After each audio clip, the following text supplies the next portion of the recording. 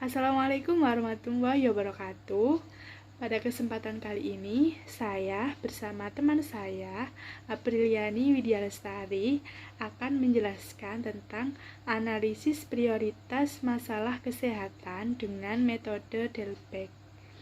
Baik, langsung aja kita akan masuk ke pembahasan materinya.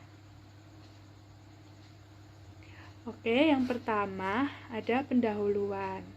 Jadi, sebelum kita bahas ke metodenya, kita harus tahu dulu apa itu prioritas. Nah, prioritas adalah sebuah pilihan yang dipilih dari sekian banyak pilihan yang ada dalam pikiran dan benak kita sesuai dengan keadaan atau situasi tertentu.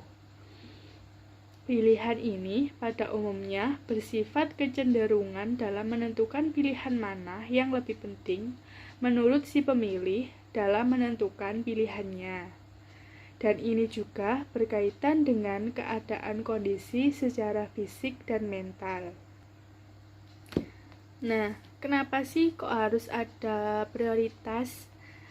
Nah, karena prioritas itu merupakan kebutuhan seseorang dalam menentukan pilihan hidup yang berkaitan dengan hari kedepannya. Jadi, kita sebagai makhluk sosial tentunya dalam kehidupan sehari-hari itu tidak terlepas dari yang namanya masalah.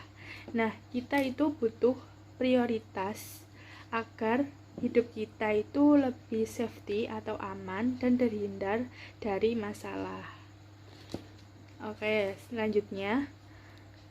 Nah, penetapan prioritas masalah ini menjadi bagian penting dalam proses pemecahan masalah dikarenakan dua alasan. Yang pertama, karena terbatasnya sumber daya yang tersedia dan karena itu tidak mungkin menyelesaikan semua masalah.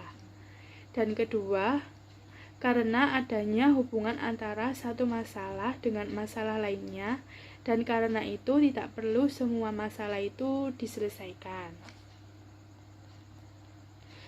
Kemudian, metode prioritas masalah. Ini ada beberapa teknik yang dapat digunakan untuk menetapkan prioritas masalah. Di antaranya ada metode Delbecq, metode Hanlon, dan metode USG. Oke, jadi di sini kita akan menjelaskan tentang metode Delbecq.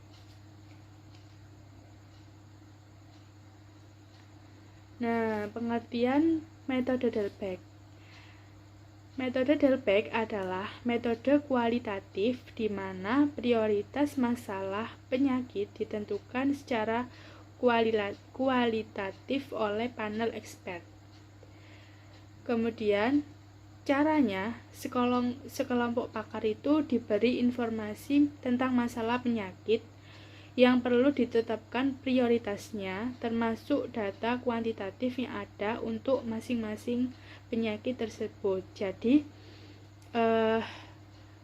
para pakar itu diberikan informasi tentang masalah penyakit yang biasa yang terjadi di masyarakat. Terus para pakar itu menentukan atau memberi nilai, kemudian ditetapkan prioritas masalah kesehatan. Oke, untuk selanjutnya akan dilanjutkan oleh teman saya, Apriliani Widyalestari. Pengertian metode Delbecq.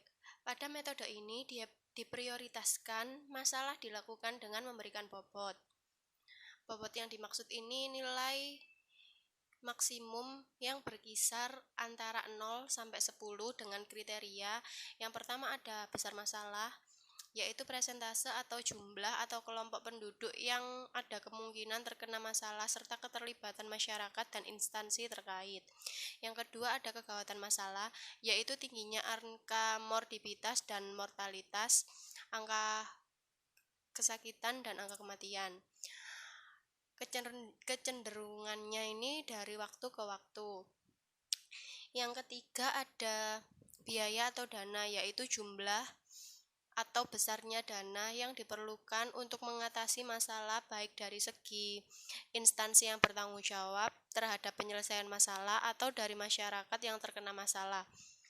Lalu ada yang terakhir itu ada kemudahan, yaitu tersedianya tenaga, sarana atau peralatan, waktu serta cara atau metode dan teknologi penyelesaian masalah seperti tersedianya kebijakan atau peraturan, petunjuk pelaksanaan, petunjuk teknis, dan sebagainya. Langkah-langkah menentukan prioritas masalah menurut Delbecq. Yang pertama, kita harus menetapkan kriteria yang disepakati bersama oleh para pakar. Lalu selanjutnya kita harus menentukan juga bobot masing-masing kriteria. Jadi kriteria tadi yang dijelaskan sebelumnya itu ditentukan bobotnya. Lalu tentukan skor untuk tiap kriteria. Besarnya skor tidak boleh melebihi bobot yang telah disepakati. Bila ada perbedaan pendapat dalam menentukan besarnya bobot dan skor, maka yang dipilih ini adalah rata-ratanya.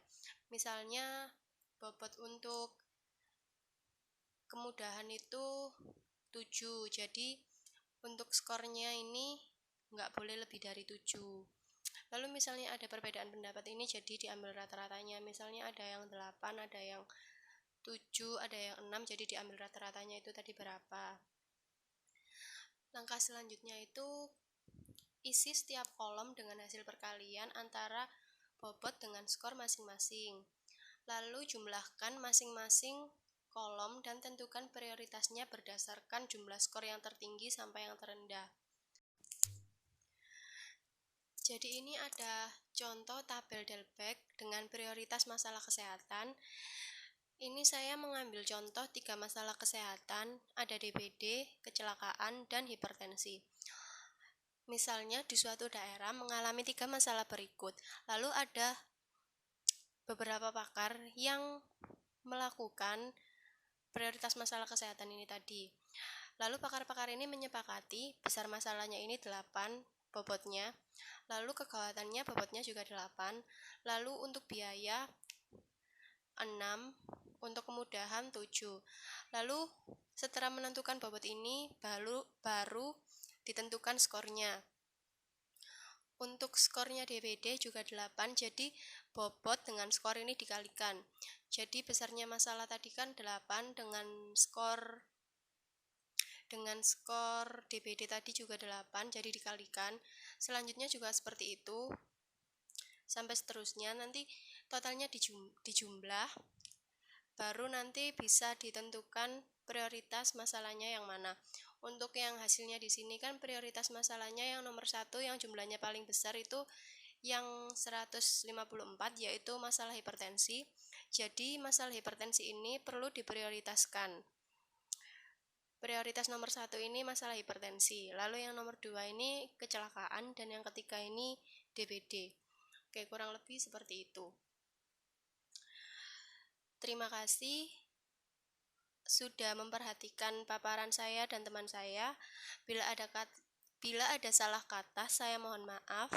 Wassalamualaikum warahmatullahi wabarakatuh.